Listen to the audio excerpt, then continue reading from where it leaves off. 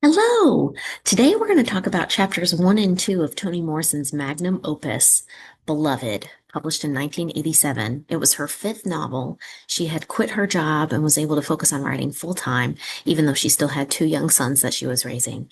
And this book is truly a masterpiece, but it's also really difficult if you're reading it for the first time.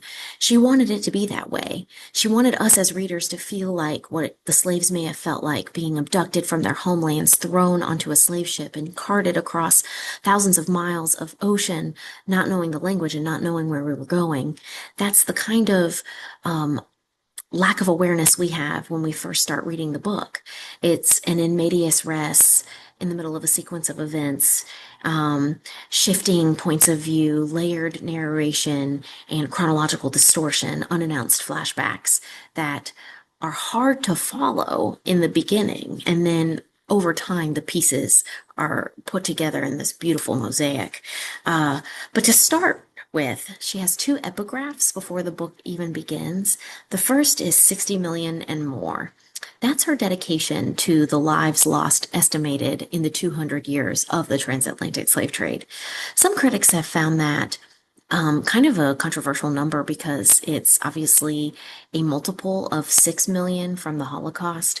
And perhaps it's not fair to compare atrocities, but regardless, she has considered slavery a much amplified version of the Holocaust, legalized. And then the next passage, you turn the page, and it's from the Bible. I will call them my people, which were not my people, and her beloved, which was not beloved. Romans 9:25. Morrison, I think, invokes a lot of biblical allusions throughout the whole novel. But this is the Apostle Paul who is writing a letter suggesting that God's love is for everyone, including slaves. One of the central arguments throughout this book is slaves are human, even though in order to justify slavery, a lot of their masters would dehumanize them either through animalistic treatment or through even like scientific experiments trying to discern if they had human-like attributes. So by including this passage, which obviously encapsulates the name beloved, Morrison argues, no, God's love is for everyone. It also maybe sets up this comparison. Setha, our main character, is a mother who goes to extreme lengths in the name of love. And maybe she's even arguing that a mother's love is tantamount to God's love. So that's something to consider. Going back to the previous epigraph, 60 million and more, that's kicking off the novel with a number. And when we get to chapter one, part one of this three-part novel, it's also a number. 124 was spiteful. Very significant. 124 is the address of the home, Bluestone Road, Cincinnati, in the present, where the family that is remaining lives, Setha and Denver. And then this ghost, Spiteful, that has been haunting the house for a while, and it's the spirit of the daughter who was killed, which will occur in chapter 16 as part of the flashback. But Setha had killed her daughter during the recapture due to the Fugitive Slave Law of 1850, and she would rather have her children dead than return to slavery. That's how extreme she felt against slavery. And it's based on a true person, Margaret Garner, who, went through the same thing and killed her child during a recapture. Part of her bag of tricks includes the symbolic numerology. 124 was spiteful. Well, the house is haunted, as I mentioned, but 1 plus 2 plus 4 equals 7. And that's the number of letters in Beloved's name. And then the repetition of 7 will be significant throughout the whole book for a variety of reasons. But as you can see, the number 3 is missing, and that's the child who was killed. So it goes 1, 2, 4. When they first moved into the house, those were the kids that were still alive: Howard, Bugler, and Denver. Denver's the fourth child, but the 3 is missing. It goes even more than just that. The novel takes place, as I mentioned, in 3 sections. The first section has 18 chapters. The second section has 7 chapters, and the final section has three chapters. So that's 1873. That's the year of the present, when the novel starts in during Reconstruction, post-slavery. So Morrison is like a genius. What's confusing, I think, about the book is it takes place in two different settings, primarily with interludes in other settings. But the past that we flash back to is 1855, Sweet Home Plantation, Kentucky. In the present, Denver, the last child, the only child still remaining because Howard and Bugler ran away, she's 18 years old and she still lives with Setha, and it's just the two of them in this house. It's a two-story house, haunted, white staircase. And then what happens is they're visited by Paul D., who knew Setha back at Sweet Home and hasn't seen her in 18 years. You got spare rooms? Could stay tonight if you had a mind to. You don't sound too steady in the offer. Oh, it's truly meant. It's just I hope you'll pardon my house. Truthfully, he's been fantasizing about her for 20-something years, because when Setha first came to the plantation, it was her and five guys.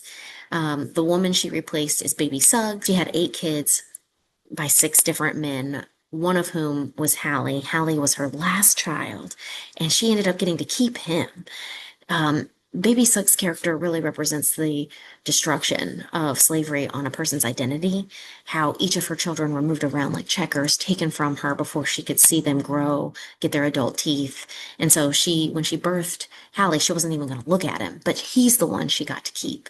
And so Hallie, in return, noticing his mom's hurt hip, and they had been purchased for a deal by the Garner family in Kentucky, Hallie gives up all of his Sundays in order to purchase Baby Suggs' freedom. Now, there's no such thing as a good slave owner in the novel or in history. If you own slaves, you are on the wrong side of history. But the Garners are portrayed as a little bit more benevolent than schoolteacher who replaces Mr. Garner after he dies. And therefore, the Garners allow Hallie to buy his mother's freedom, even though, of course, it's to their benefit, because they end up getting Setha in exchange, and she's young, she's fertile, so it works out better for them in the long run.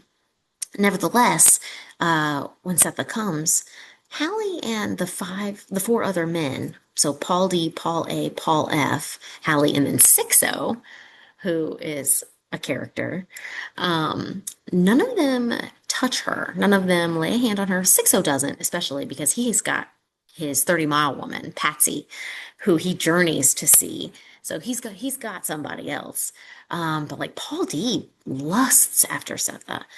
But they are men, and they are gentlemen, and they do not touch her. They will do other unspeakable things to keep their appetite at bay than lay a hand or a finger on Setha. And so she gets a whole year to choose. And so she chooses Hallie, because a man is just a man, but a son, right? He did this for his mom, and that must have been something so endearing to Setha. Now, as mentioned right here, I'm showing my notes. Setha's the protagonist, and at present, Howard and Bugler, her other boys, had run away. Beloved was killed before she was 2 years old, and now she haunts the house, and there's this undulating red light. The spirit is very angry when Paul D arrives.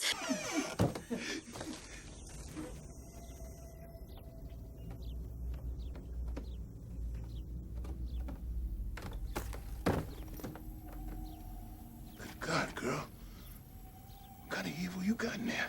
It ain't evil. Just sad. Come on. Step on through.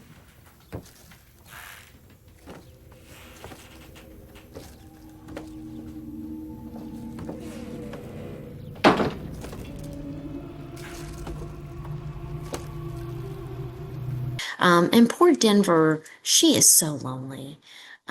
She has no companionship except for the ghost. She has not left the house in many years, and then it was like one time.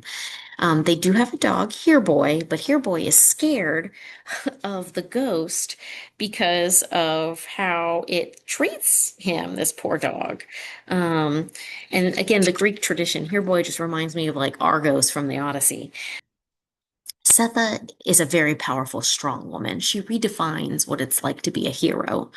And her journey is sort of like Odysseus's journey, her escape to freedom, and how she overcame, being pregnant and beaten in order to cross the Ohio River into freedom.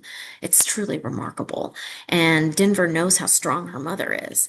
And when Paul D shows up, all of a sudden, Setha's a little bit coy, a little bit flirty, and Denver can't stand it. And so for 12 years, long before Grandma Baby died, there had been no visitors and certainly no friends. And so this woman Denver had known all her life, quiet and queenly, never looked away. Never looked away even when a man got stomped to death by a mare right in front of Sawyer's restaurant, which is where Setha works as a chef. She did not look away when a sow began eating its own litter. She did not look away either when the baby's spirit picked up Hereboy and slammed him into the wall hard enough to break two of his legs and dislocate his eye, so hard he went into convulsions and chewed up his tongue. Still, her mother had not looked away. She took a hammer, knocked the dog unconscious, wiped away his blood and saliva, pushed the eye back in the head, and set his leg bones. He recovered mute and off balance, more because of his untrustworthy eye and his bent legs, but nothing could persuade him to enter the house again. So it's crazy. Poor Hereboy went through such abuse by the ghost. And it's just interesting.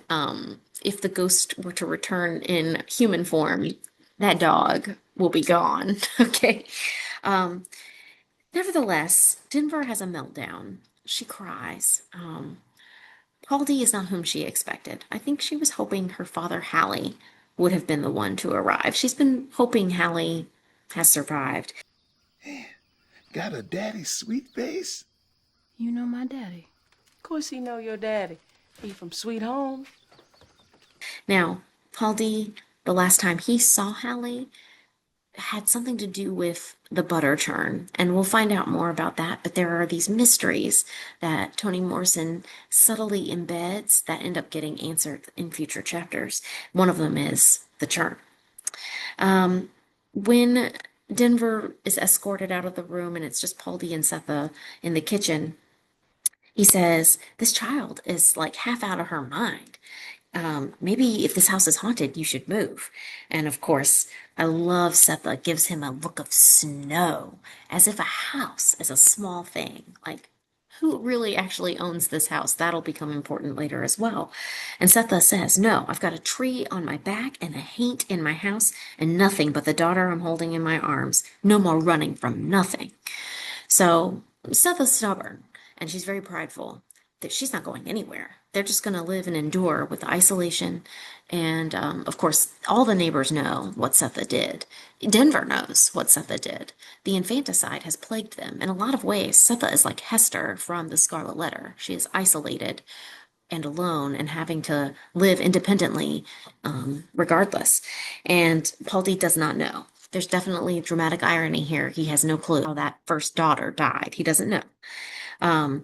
And so when Setha explains, he's like, "Tree on your back? What are you talking about?"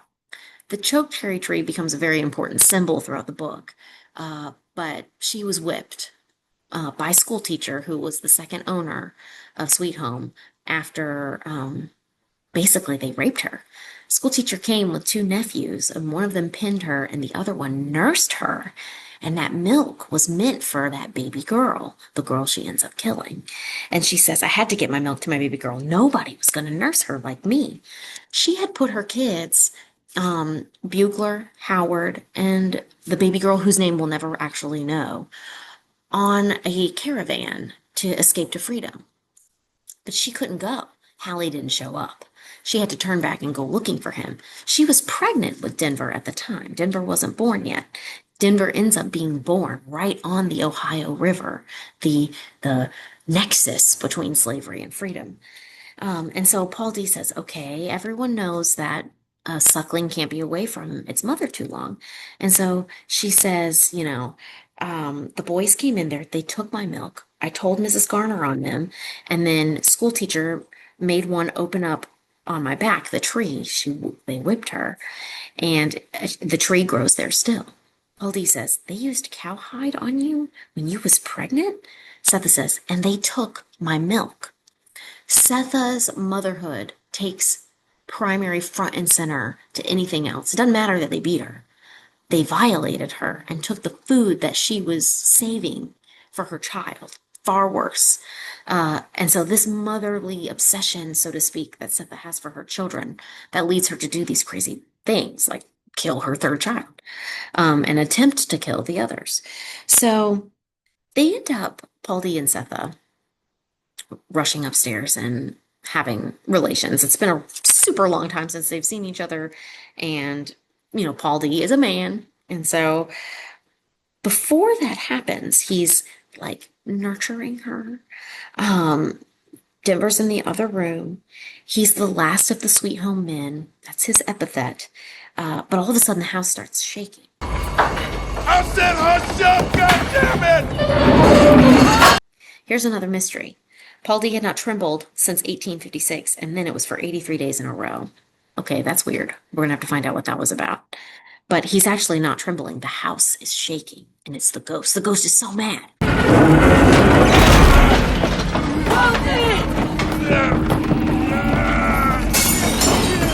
So mad that this guy has come.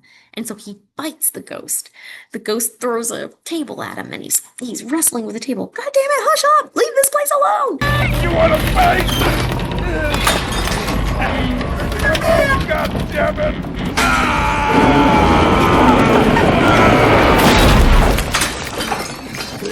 The ghost is gone. Aldi has exorcised this spirit out of the house. But that leaves Denver with nobody. And at the end of the chapter, she's so melancholy. She missed her brothers who would have been 22 and 23 by now, and they left, and they used to hold each other's hands and make up die witch stories, ways of proving killing Setha dead, afraid that Setha's going to turn on them and they have to be in self-defense. And so she just sits and eats her food, her bread and her jelly, slowly, methodically, miserably, knowing that she's all alone. And of course, Setha is now part of a twosome with Paul D as they go upstairs. And so chapter 2 is mostly between Setha and Paul D and their shifting narration and how they once knew each other. The sex is over really fast. And of course, Paul D looks at the scar on Setha's back, and really it's just this revolting clump. But he comes to mind some things, memories that he has of Sweet Home. One is brother, this tree.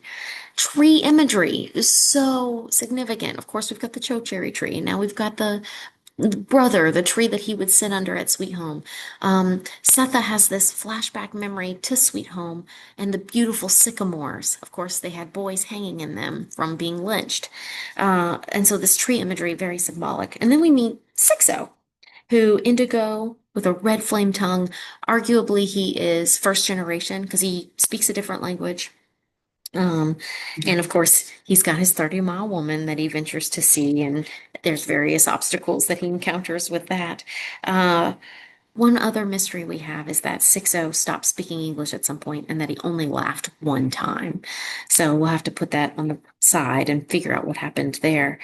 And so Setha has a flashback to choosing Hallie and deciding to marry him. Again, no such thing as a good slave owner. When she presents the idea to Mrs. Garner, she asks for a wedding. She, I guess, doesn't know any better.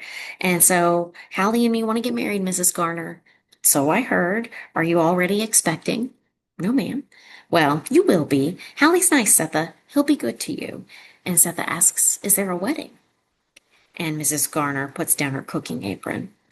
You're one sweet child. And then no more.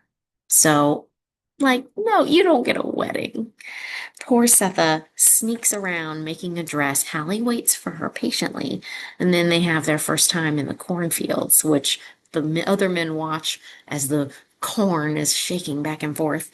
And of course, food imagery, another powerful recurring motif. So, we've talked about all of this right here, but down here, Setha, of course, works as a cook in Sawyer's restaurant. She makes bread, and she's just a very gifted chef. Sixo tried to make those potatoes. It was a disaster. And then the corn scene at the end, which is also pretty erotic, the way it's narrated. Very poetic, very erotic. The thing is, Hallie couldn't lay claim to Setha at any time because he didn't really ever own himself. And so they had more of a brotherly flirtation, more of a brotherly love, which I guess is a little different maybe now that Paul D is there and they're both free. So the mysteries introduced in these first two chapters. Whatever happened to Hallie? Why did Sixo stop speaking English? What happened with the butter churn? And why did Paul D tremble in 1856? So these are things that will be explained in subsequent chapters. The five guys that I mentioned, the five slaves, five male slaves, and then the one female slave. First of all, Mr. Garner brags to neighbors that he treats his slaves like men. However, one woman for five men, that's not really sufficient. So there's that neglect there. What's going to happen when these boys run smack into their nature? Baby Suggs realizes. So there's that. Secondly, three of the men are named Paul, and they're all half brothers to one another. And so that's an allusion to the three-fifths compromise that Madison introduced.